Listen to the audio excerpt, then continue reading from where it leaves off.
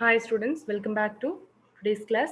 Now we are going to see the next topic, that is cookies types. Okay, so there are two types of cookies here, that is first party cookies and the third party cookies. So under first party cookies, we have that these are the cookies that store your own login ID and passwords and autofill information, etc., for some websites that you frequently visit. So whichever websites you are frequently visiting, it will be storing your login ID, passwords and all. That is only first party cookies work. Okay, third party cookies, what it will do? So these are the cookies that websites store to know about your search history. Okay, so websites will be storing your search history information and web browsing history information, so as to place the advertisements as per your interest. Okay, so this third party cookies, what it will do, it will be collecting all your searching history information, web browsing history and searching history informations and all will be stored by this third party cookies in order to place advertisements as per your interest, as per your online habits. Okay, so that's why we said that cookies are small text files. Okay, so that is page that is presenting some kind of placing some kind of advertisements as per your online habit or your interests. Okay, so that cookies are known as third party cookies, and third party cookies may result in many unwanted advertisements on your web pages. So unnecessary advertisements and all will be popped up on your screen. Okay, so whenever you are visiting websites, you're not able to see the contents properly because of these advertisements, unnecessary unwanted advertisements. Okay, so that will be happened by which parties, which party cookies? Third party cookies. Okay, next one is next information what is going to be gathered. Okay, by any persons, that is mainly hackers, or how the tracking is done means which kind of informations are going to be tracked means one is IP address and then cookies and tracking scripts, and then third one is HTTP referrer. So HTTP referrer means what? When you click a link, your browser, so whenever you are opening any website, so that website may contain some kind of images or some links. Okay, so whenever you are clicking those kind of links, your browser loads that web page to the linked it to it, and tells the website where you came from. Okay, so which link you have clicked there, so to that website it will be taking you, and then from which website you have come through, you have came through, so that also you have came from, that also will be given to the new web page which is linked to it. Okay, so for example, if you clicked a link to an outside website on a web page. Okay, example, see the figure below. So from here, this picture, that is the budget can bring drastic changes, this is going to be clicked. If you click this ad, click at this ad, then the link will take you to a new website, and it will also provide information about you to the website. Okay, example, your IP address, location, and your browser, and your OS operating system, which operating system you are using in your computer, everything is going to be shared to that website, which website you have went now through the link. Okay, so that is only known as HTTP referrer. Okay, so then the linked website will get opened, and internally information about you such as your IP address, linked website will get opened, no? So after that, what will happen? Your information, okay, like IP address, location, your web browser, machine type, okay, will also be provided to the linked website. It is known as HTTP referrer. Okay, and next one is super cookies. Super cookies are also cookies only, but these are persistent cookies, permanent cookies. Okay, so that is they come back even after you delete them. How it is come back? Okay, let us see. Super cookies like ever cookies. We can call it in another name as ever cookie, because it is never deleted. So ever it will be available. So that only it is called as ever cookie. Super cookies store cookie data in multiple places. Okay, it is not storing in one place alone, it will be storing the details, no, about our browsing history information or login details. All those things will be stored in multiple places. For example, in flash cookies, Silverlight storage, and your browsing history, and HTML file local storage, in all these areas, this multiple that is cookies informations are going to be stored. Okay, so when a website notices that you have deleted a part of a super cookie, the information is repopulated from the other location. That is, it will be retaken from the other location. Okay. For example, you might clear your browser cookies and not your flash cookies. So the website will copy the value from flash cookies and to your browser cookies. So this is only happen in the super cookies. Okay. Next is user agent. Okay, your browser also sends a user agent. So whenever we are visiting any website, we might compulsorily will use the browser. Okay, so that browser also sends a user agent every time you connect to the website. Whenever you are connecting to the website, browser also sends a user agent. So this user agent, what it will do, this tells websites, your browser and operating system, and providing another piece of data that can be stored and used to target the ads. Okay, so it will give all these information like operating system or device operating system or browser, and some another piece of data also will be shared by this user agent to the website to which we have connected. Okay, so all the above things leak your identity information. So it is leaking your revealing your identity information to websites, and it may be used against you also. Okay, solution to this is what solution we can give for this kind of problems is we can go for private browsing and anonymous browsing. Okay, let us learn what is this type of browsing in the next page. Okay, so private browsing and anonymous browsing. First we'll move on to anonymous browsing. So anonymous browsers, these are the browsers allows users to view the websites without revealing any personal information of the user, like their IP address. Till now we have heard about IP address, HTTP referrer, cookies, all those things. No, machine type, OS, everything is shared by through user agent also. No, so that is not going to be done. Okay, so anonymous browsers, it allows users to view the websites without revealing any personal information of the user, like a IP address, their IP address, their machine type, and their location, etc. So an anonymous browser lets the users, that is, it is allowing users access websites anonymously. Anonymously means what? Without their name or without their information, without knowing their information, website will be allowing them to access it. Okay, so it can be used as a tool. This anonymous browsers are used as a tool for which departments and all, governments, journalists, and everyday security conscious surfers, they will be using this anonymous browsers only in order to search any website. So there is another type of browsing also, we can do it in order to safeguard our personal information, like private browsing. So there are other ways to use the internet without revealing your search history and sharing your data. These are, first one is incognito browsing, and second one proxy, and third one VPN, virtual private network.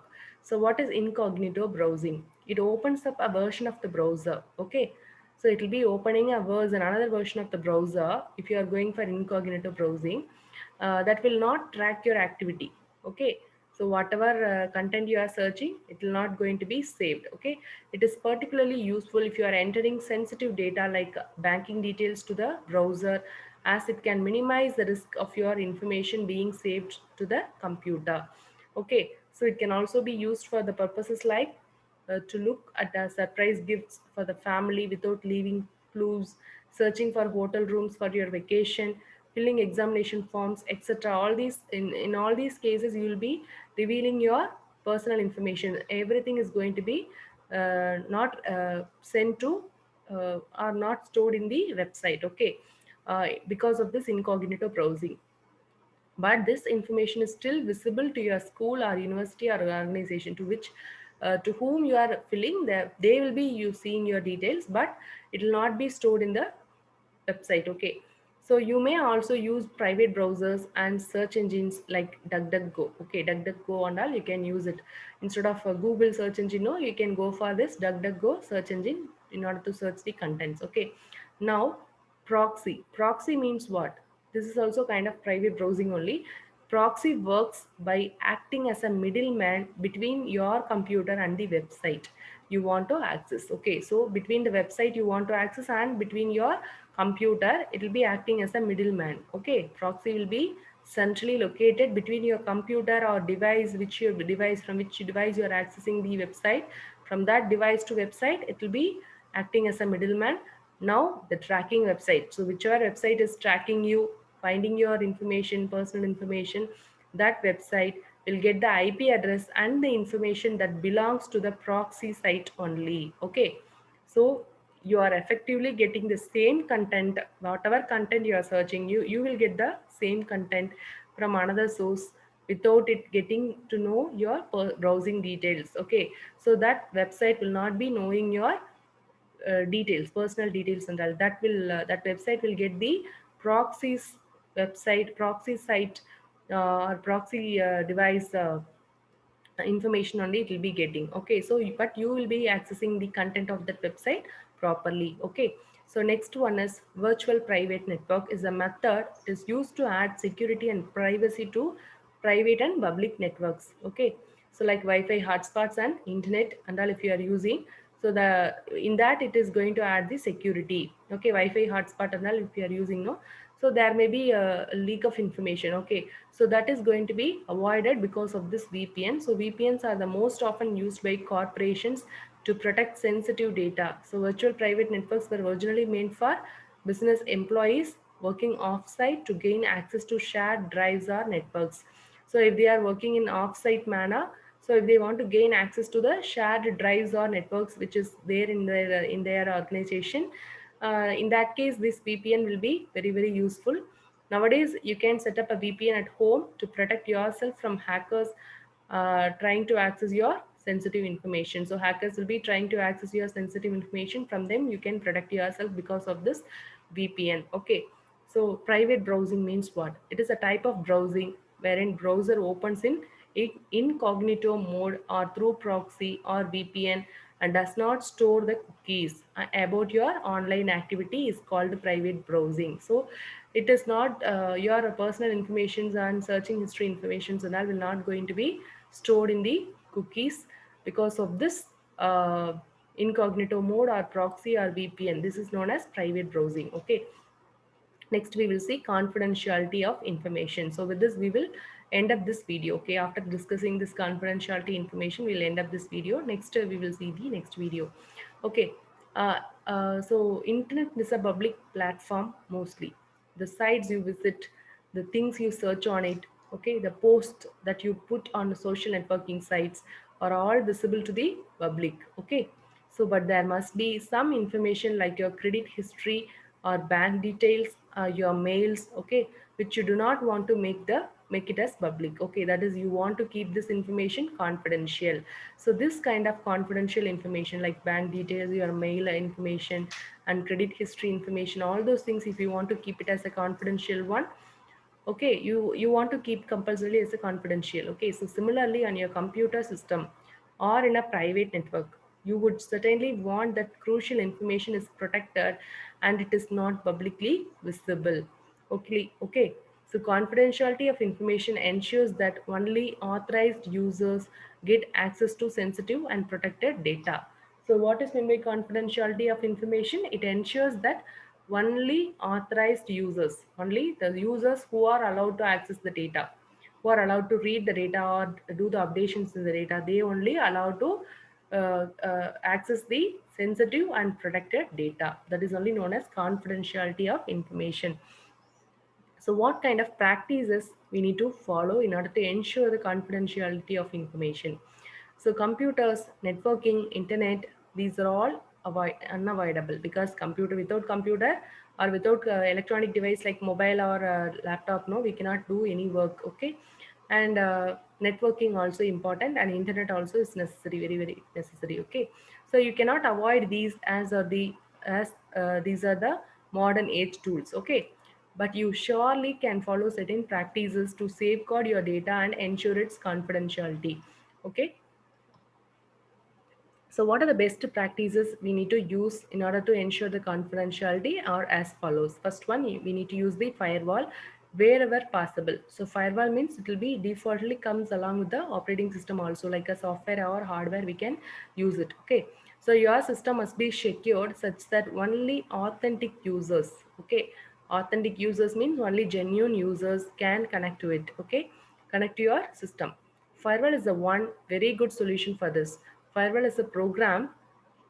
As I said, it can be a software or it can be a hardware. Okay, so firewall is a program. Program means now it's a software. Firewall is a program that monitors, that checks all the communications and traps all illicit packets. Okay, So it will be filtering all the unwanted packets, and it will be monitoring all the communications, that is which packets are coming into our, which informations are coming to our computer, which is going out of our computer, that is going to be monitored by the firewall. And it will be trapping, it will be removing and checking all the illicit packets, okay, unwanted packets and all will be removed, okay.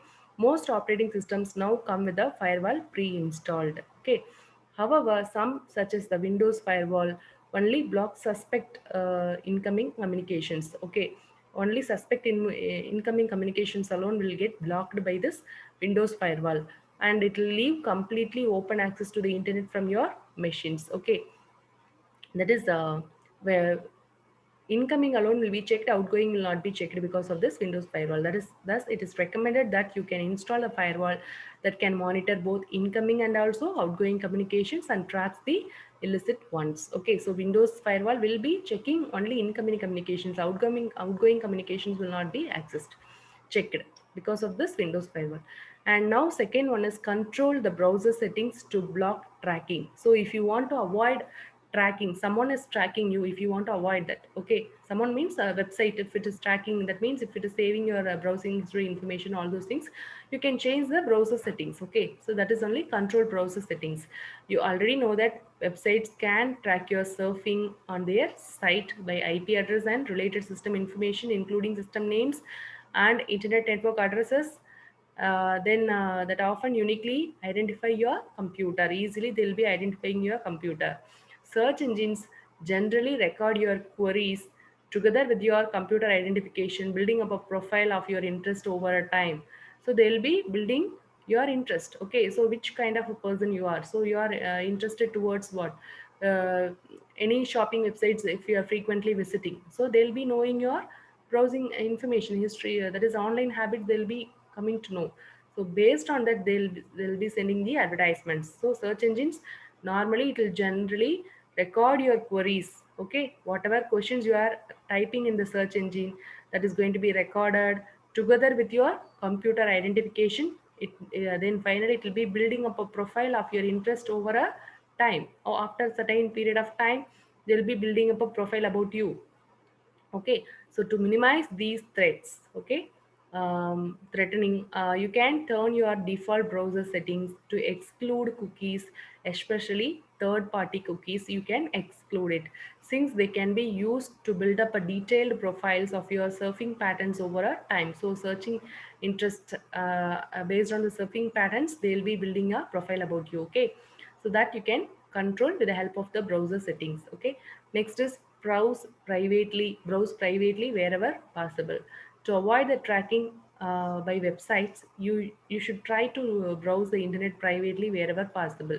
Privately means that till now we have discussed about private browsing and anonymous browsing. No, incognito mode browsing we can go.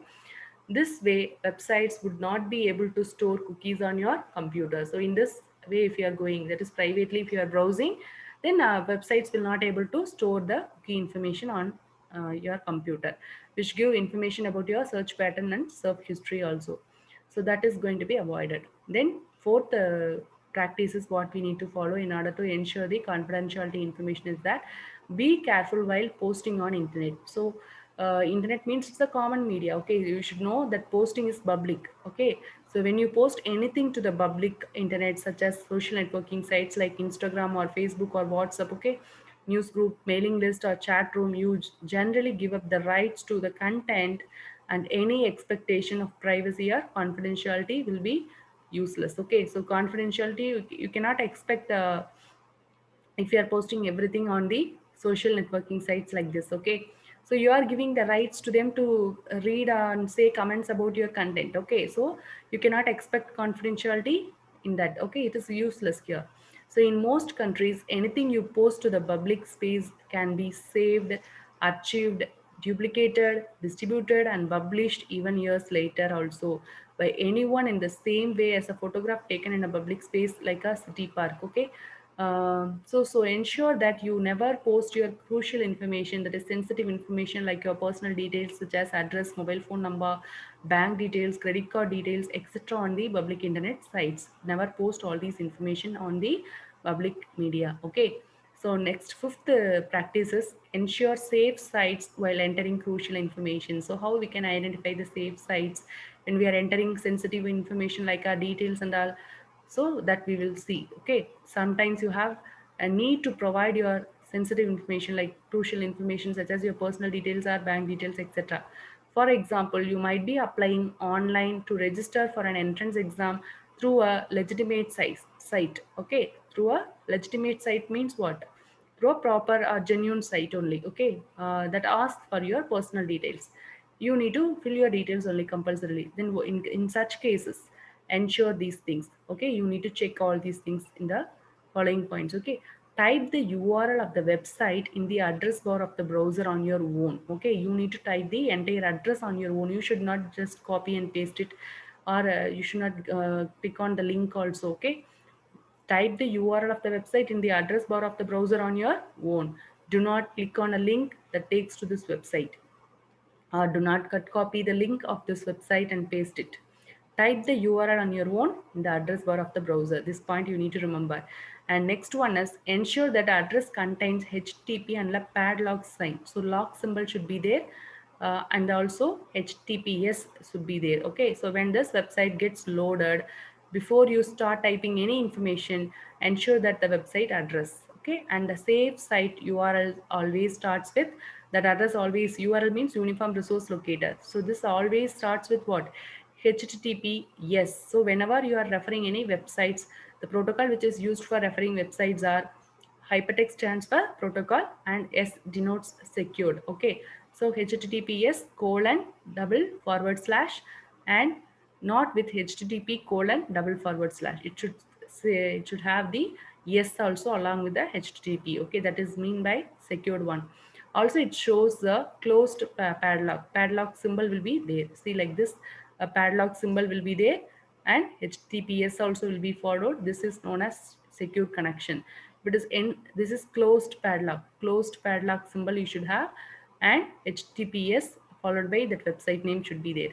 But if it is circle and inside I it is there, that is insecure connection. Your connection to this site is not secure. Insecure connection, it is not secure one. Okay, so HTTPS colon double forward slash in a URL means it is a secure connection and no one can see your private information. Where when there is no HTTPS or the URL contains only HTTP, then it is an insecure connection, which means your private information may get leaked. Okay. So sixth practice is carefully handle the emails. So whenever you are opening an email, make sure that you know the sender. Okay, you know the sender.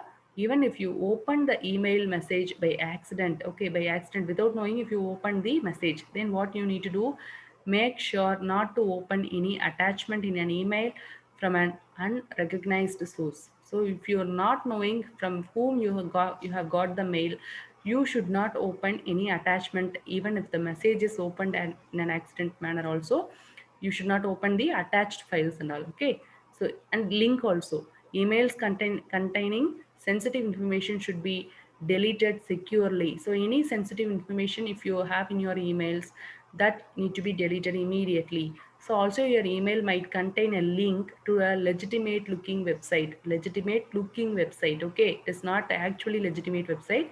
Legitimately it will be looking, so like that website, that link may be taking you. Okay, so that links and all you should never click. Okay, so never click on any link inside an email to open it.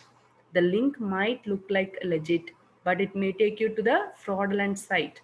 Even if you need to visit the linked website, type the URL of the website on your own in the address bar, and then but never open any link by clicking inside an email and by copying it's a link. Okay, so next, seventh one is do not give sensitive information on wireless networks. Okay, so sometimes you may get access to some wireless connections such as Wi-Fi connections available on airports or railway stations or any shopping malls. If you are going, you may get freely. Okay, so while using such Wi-Fi connections or hotspots, make sure not to open any personal email or provide any sensitive informations on a website using these Wi-Fi hotspot or Wi-Fi connections, which is available free way. Okay, the reason for this is that most free wireless networks are not encrypted. okay, and hence information on it can be tapped and used for fraudulent purposes. So whatever information you are typing in using Wi-Fi hotspots and all will be leaked easily, okay, and that is going to be going to the hand of fraudulent persons, okay. Next, last point is you need to avoid, okay. Last practice that you need to follow for ensuring your confidentiality information is that avoid using public computers. Always try not to use the public computer, especially if you have to deal with your crucial data, that is sensitive data. If you are going to deal, never use a common computer, okay. But if you need to work on a public computer, compulsorily, if you want to work on a common computer or a public computer, means what you need to do, then make sure the following things. First one, browse privately first of all, okay. Go for incognito mode browsing or anonymous browsing. Second one, don't save your login information. You should not save your login information. And then never save passwords. It will be asking, always asking whenever you go and use your email in any new machines. So it will be asking you never save passwords or not. Never save passwords you choose, okay. Never save passwords while working on a public computer. And then avoid entering sensitive information onto a public computer. And don't leave the computer unattended with sensitive information on the screen, okay. Whatever sensitive information you have on the screen, don't leave the computer as soon as you completed the work, okay. Just close everything and ensure that all the informations, whether you have deleted whichever you kept in the screen, okay.